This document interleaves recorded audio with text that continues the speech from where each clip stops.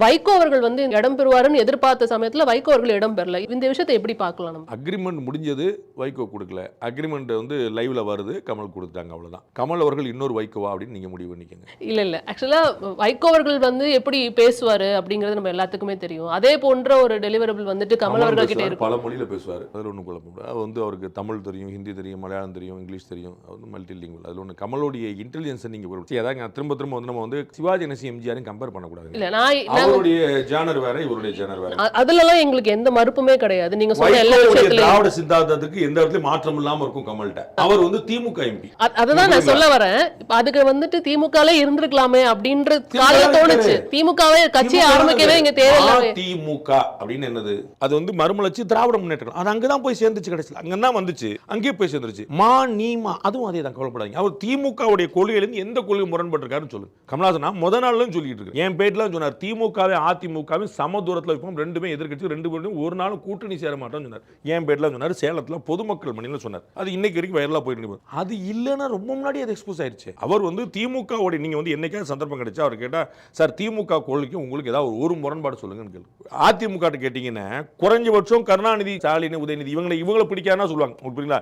எங்க தலைவர் வந்து அவங்கள சரியில்லைன்னு சொன்னார் அப்படின்னு. At least they can oppose some persons. பாலிசியில வித்தியாசம் இல்லாட்டாலும் இங்கே அப்படி ஒரு பிரச்சனையும் கூட கிடையாது. திமுக எம்பியாக அவர் தேர்ந்தெடுக்கப்பட்டது மெத்தச்சரி, ரொம்ப சரி, அப்ரோப்ரியேட், ஆப்ட். இது உடனே வந்து இங்க மதிமுக இருந்து ரியாக்ஷனும் நடக்குது. துரை வைகோ அவர்கள் வந்து நாங்க கூட்டணியில் தான் இருக்கோம், வைகோ வெளியில இருந்து செயல்படுவார் அப்படிங்கிற ஒரு ரியாக்ஷன். அதான் சொன்னேன், நீங்க வந்து ஒரு அளவுக்கு மேல சமரசத்துக்கு போகும்போது உங்களுக்கு வேற வாய்ப்புகள் என்ன இருக்கு? நீங்க முதல்லயே சொல்லிட்டீங்க, நாங்க வந்து என்ன ஆனாலும் நாங்க வந்து இங்க நிப்போம் அப்படின்னு சொல்லிட்டீங்க. அப்போ வந்து அப்புறம் என்ன ஆனாலும்னா ஆகிறதெல்லாம் நீங்க பார்த்துட்டே இருக்க வேண்டியதான். புரியுங்களா? என்ன ஆனாலும் நான் கூட நிப்பேன்னு சொன்னா அப்புறம் என்ன ஆனாலும் நிக்கணும்ல. அப்ப என்ன ஆனாலும் நிப்பேன்னு சொன்னீங்க, இப்போ ஏதோ எம்பி சீட் கிடையாது வெளியே போயிட்டீங்கன்னா அப்ப எம்பி சீட் தான் இருந்தீங்க கேள்வி வந்துரும்ல. அதனால இந்த முதல்லயே இந்த வாக்குறுதியெல்லாம் அவர் கொடுத்துட்டதுனால இப்பதான் நீங்க தெரிஞ்சுக்கணும், பாமகவோ தேமுதிகவோ மற்ற கட்சிகளோ ஏன் கூட்டணி பத்தி இன்னும் உறுதி பண்ணாம இருக்காங்கன்னு தெரிஞ்சுக்கணும். அப்போ இங்க அவங்களுக்கான வாக்குறுதிகள் வரட்டும்னு காத்துட்டு இருக்காங்க. சரிங்களா?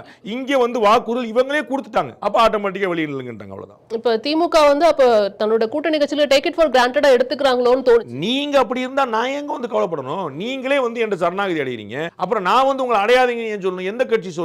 அது மட்டும் இல்ல, இன்னும் மதிமுகவுக்கு சட்டமன்ற தேர்தலையும் சவால் இருக்கு. என்ன மாதிரியான சவால்கள்? போன முறை என்ன இருந்துச்சு சொல்லுங்க, உங்களுக்கு ஞாபகம் இருக்கா? போன முறை என்ன சின்னத்துல போட்டிட்டாங்க சொல்லுங்க? திமுகவோட சின்னத்துல போட்டியிடணும்னு சொல்லி இருந்தாங்க. திமுக போட்டிட்டாங்க சட்டமன்ற தேர்தல். ஆமா, அதான் நடக்கும். அப்புறம் என்ன நடக்கும்? அப்ப திமுக எம்எல்ஏக்கள் தானே அது. அப்ப திமுக எம்பி தானே வைகோ, அப்ப திமுக எம்பி தானே கமலஹாசன். நீங்க என்னைக்கு ஒரு கட்டம் வச்சுங்க, அப்ப கமலஹாசனுக்கு ஒரு 4 எம்எல்ஏ சீட் கொடுக்குறான்னு வச்சுங்க, 2 ஏதோ கொடுக்குறாங்கன்னு வச்சுங்க, 2 எம்எல்ஏ கொடுக்கணும். அது உதயசூரியன் தான் கொடுப்பாங்க, டார்ச் கொடுக்க மாட்டாங்கல்ல. அப்ப அது என்ன திமுக தானே அது? நீங்க தனி கட்சி என்னதுக்கு உங்களுக்கு? அது ஒண்ணு தானே உங்களுக்கு, அதுல என்ன மாற்று இருக்கு? அதுதான் சொல்லிட்டு இருக்கேன்.